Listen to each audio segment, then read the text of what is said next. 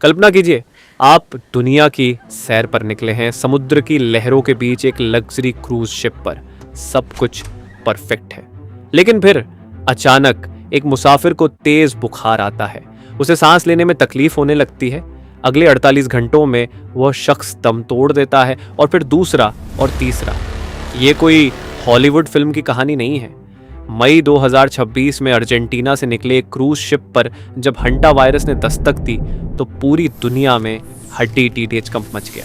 आखिर ये कौन सी बीमारी है जो चूहों के जरिए फैलती है और जिसका डेथ रेट 50% तक हो सकता है?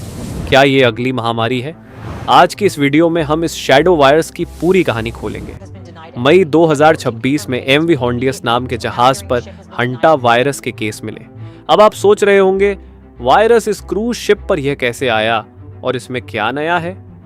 मई 2026 में इस तबाही की शुरुआत समंदर के बीच नहीं, बल्कि अर्जेंटीना के धूल भरे ग्रामीण इलाकों में हफ्तों पहले ही हो चुकी थी।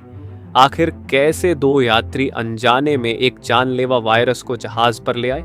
चलिए जानते हैं। नीदरलैंड डच का एक बुजुर्ग जोड़ा जिनकी उम्र 70 और 69 साल थी, मार्च 2026 के आखिरी हफ्ते में अपना क्रूज सफर शुरू करने से पहले यह जोड़ा उत्तरी अर्जेंटीना के ग्रामीण इलाकों की सैर कर रहा था, और एक बर्ड वॉचिंग ट्रिप के दौरान वे एक लैंडफिल जहां कचरा डंप करते हैं और घने जंगली इलाके के करीब गए। वहां उनका सामना हुआ long tailed pygmy rice right से।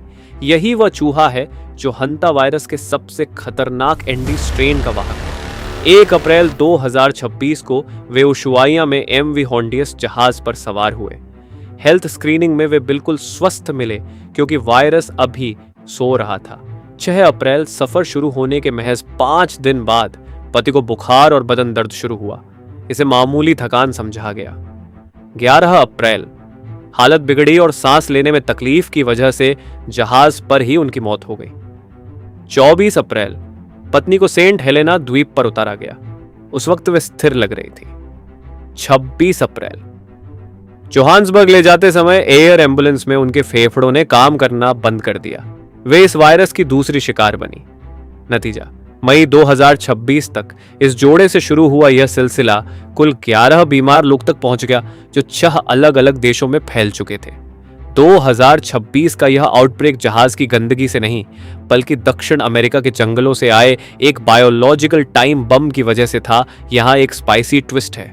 हंटा वायरस के ज्यादातर स्ट्रेन्स एक इंसान से दूसरे इंसान में नहीं फैलते, लेकिन इस जहाज पर जो मिला वो है एंडीज वायरस। यह हंटा वायरस का वो खतरनाक रूप है जो इंसानों के बीच फैल सकता है। क्या यह वायरस भी कोविड जितना खतरनाक है? तो जवाब है कि यह कोविड की तरह फैलने की ताकत जरूर रखता है, लेकिन यह कोविड से कहीं ज्यादा जानलेवा है। इस वायरस की कहानी शुरू होती है 1951 में कोरियाई युद्ध, कोरियन वॉर के दौरान। अचानक 3000 से ज्यादा सैनिकों की तबीयत बिगड़ने लगी। उनके किडनी फेल हो रहे थे और शरीर के अंदर ब्लीडिंग हो रही थी। डॉक्टर हैरान थे। 25 साल तक ये एक रहस्य बना रहा। फिर 1976 में साउथ कोरिया के एक वैज्ञानिक डॉक्टर हो वांग ली ने एक चूहा पकड़ा जो हंतान रिवर के किनारे मिला था। इस चूहे के अंदर वो वायरस मिला जिसे नाम दिया गया हंतान वायरस। इसी नदी के नाम पर इस पूरी फैमिली का नाम हंटा वायरस पड़ा। लेकिन कहानी यहां खत्म नहीं होती। 1993 में अमेरिका के न्यू मैक्सिको में एक जवान एथलीट को अचानक सांस लेने में दिक्कत हुई और उसकी मौत हो गई।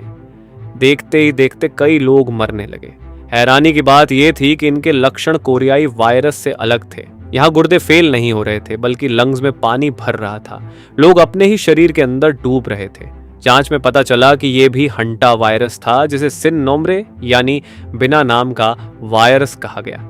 वजह थी जंगलों में चूहों की आबादी का अचानक बढ़ जाना। अब सबसे जरूरी बात, यह आप तक पहुंचता कैसे है? क्या चूहे के काटने से? सिर्फ काटने से नहीं, असली खतरा है एरोसोलाइजेशन। जब चूहे अपना पेशाब या मल ड्रॉपिंग्स छोड़ते हैं और वो सूख जाता है तो उसमें वायरस जिंदा रहता है। जैसे ही आप किसी पुराने स्टोर रूम या गैरेज में झाड़ू लगाते हैं, वो सूखी गंदगी धूल बनकर हवा में उड़ती है। जैसे ही आप उस धूल में सांस लेते हैं, वायरस सीधे आपके फेफड़ों में घुस जाता है। यानी आपको चूहे को छूने की भी जरूरत नहीं, उसकी हुई हवा ही काफी है। चलिए अब फैक्ट्स की बात करते हैं। जहां कोविड का डेथ रेट 1 से 2% था, हंटा वायरस का डेथ रेट 38% से 50% तक हो सकता है।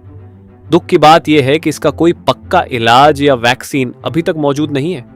डॉक्टर सिर्फ आपके लक्षणों को कंट्रोल करने की कोशिश करते हैं। चूहे की गंदगी के संपर्क में आने के 1 से 8 हफ्ते बाद इसके लक्षण दिख सकते हैं। तो क्या हमें पैनिक करना चाहिए?